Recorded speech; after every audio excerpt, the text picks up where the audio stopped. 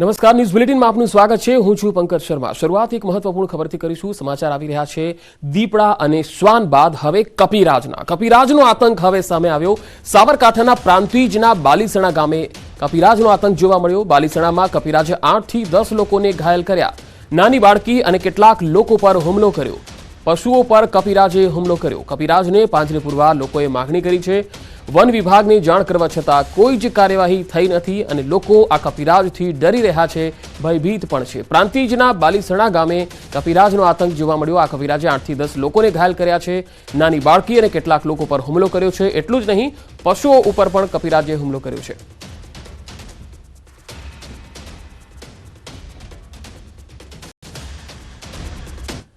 અને હવે વાત દીપડાની દહેશતની।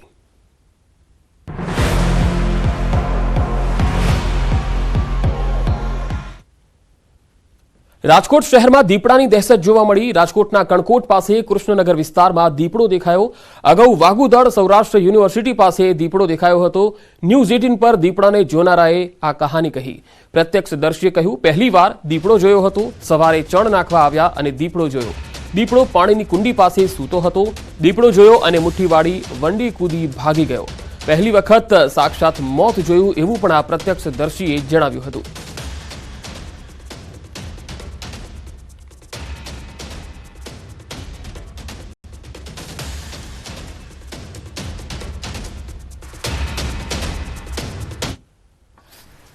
રાજકોટ નજીક આવેલા કણકોટ વિસ્તારમાં ગઈકાલે જે છે એ દીપડો આવ્યો હતો। ત્યારે એક 60 વર્ષના એક વ્યક્તિ છે, તેઓ જે છે આ વંડી ટપી ગયા હતા। હાલ આપણી સાથે એ જે છે વ્યક્તિ કે જેમણે દીપડાને જોઈને વંડી ટપી ગયા હતા, આપણે એમની સાથે વાત કરીશું। શું કહેશો લાલજીભાઈ, તમે ગઈકાલે કઈ રીતના આખી વંડી ટપી? 4:30 વાગે સણ નાખવા આવ્યો। એ દરમિયાન પાણીના કુંડિયાને એવું ભરતો હતો। એ દરમિયાન નજર ગઈ ઝાડની દીપડો સૂતો હતો, એટલે મેં પછી સીધી મુઠ્ઠી વાયરી વંડો ટેકીને ભાગી ગયો સાહેબ। સામાન્ય રીતે તમારી ઉંમર કેટલી છે અને વંડી ટપવી તમારા માટે કેટલી મુશ્કેલ? એ અશક્ય પણ ભી પડે એટલે ગમે માણસ ઠેકી જાય। કેવો ડર લાગ્યો? ડર સારો લાગ્યો સાહેબ। વંડો કઈ ઠેકી શકું? 60 વર્ષનો છું, વંડો ઠેકી વયો ગયો। ખાસ કરીને તમે ક્યારે દીપડાને જોઈને તમને એવું લાગ્યું હતું કે સામે મોત આવી ગયું? હા, મેં મારી જિંદગીમાં રૂબરૂ પહેલી વાર જોયો। ઓમ તો કોઈ દી જોયો ન હોય, કાલ પહેલી વાર રૂબરૂ જોયો અને મોત ભાડી ગયો તો। પછી દીપડો જે છે એ સૂતો રહ્યો તો કે પછી તો અડધી મિનિટમાં તું નીકળી ગયો તો તરત મેં દેખો એટલે સીધી હળી જ કાઢી। ચોક્કસથી આ હતા લાલજીભાઈ કે જેઓએ જે છે કહી શકાય કે પોતાની 60 વર્ષની ઉંમરે આ વંડી છે તે કહી શકાય ગણતરીની સેકન્ડોમાં જ કૂદી ગયા હતા, દીપડાને જોઈને કૂદી ગયા હતા।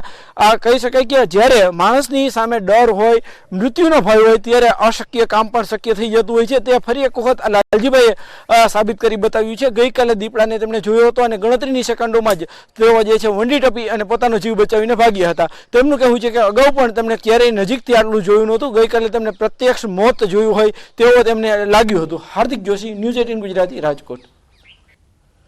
અમદાવાદમાં હવે સમોસામાંથી કીડી નીકળ્યાનો એક વિડીયો સામે આવ્યો છે। સમોસામાં કીડી નીકળી હોવાનો વિડીયો વાયરલ થયો। ઇન્દોરી ચાટના સમોસામાંથી મરેલી કીડી નીકળ્યાનો આરોપ લાગ્યો છે। તો આ પહેલા પિઝામાંથી અને હવે સમોસામાંથી કીડી નીકળી। હવે સમોસામાંથી કીડી નીકળ્યાનો એક વિડીયો અમદાવાદમાં સામે આવ્યો છે। સમોસામાં કીડી નીકળી હોવાનો આ વિડીયો છે। ઇન્દોરી ચાટના સમોસામાંથી એક કીડી નીકળી હોવાનો ગ્રાહકે આરોપ લગાવ્યો હતો।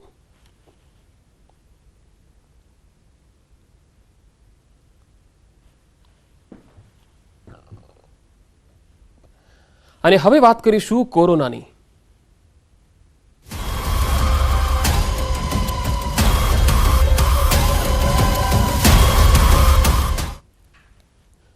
ગુજરાત સહિત દેશમાં વકર્યો છે કોરોના। કોરોનાના વકરી રહેલા જે કેસો છે ત્યારે અમદાવાદનું તંત્ર હવે એલર્ટ બની ગયું છે। આવતીકાલથી અર્બન હેલ્થ સેન્ટર પર ટેસ્ટિંગ થશે। શહેરના અર્બન હેલ્થ સેન્ટરમાં ટેસ્ટ કરી શકાશે। અમદાવાદમાં નોંધાયા છે કોરોનાના 35 કેસ।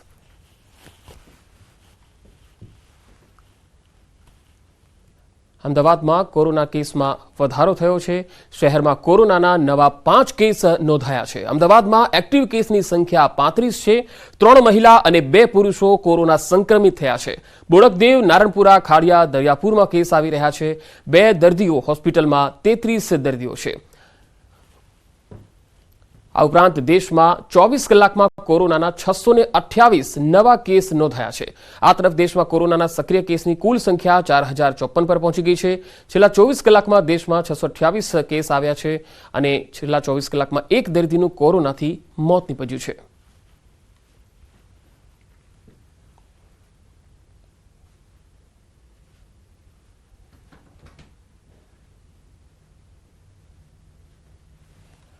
છોટાઉદેપુરમાં પતિએ પત્નીને મોતને ઘાટ ઉતારી.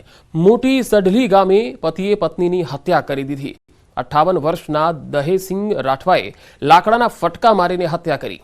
રંગપુર પોલીસ મથકમાં મૃતકના ભાઈએ ફરિયાદ નોંધાવી છે. દારૂની લતના કારણે પત્ની સાથે અવારનવાર ઝઘડો કરતા હોવાની વિગતો સામે આવી. પોલીસે આરોપીને ઝડપી કાર્યવાહી હાથ ધરી છે.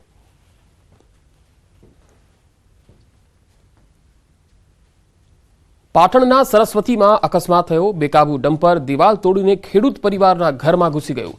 સરસ્વતીના સાંપરામાં સર્જાયો છે આ અકસ્માત. આ ઘટનામાં એક યુવક ઇજાગ્રસ્ત થયો. બેકાબુ ડમ્પરે 4 ભેંસનો જીવ લીધો. સદનસીબે ખેડૂત પરિવારનો આબાદ બચાવ થયો છે.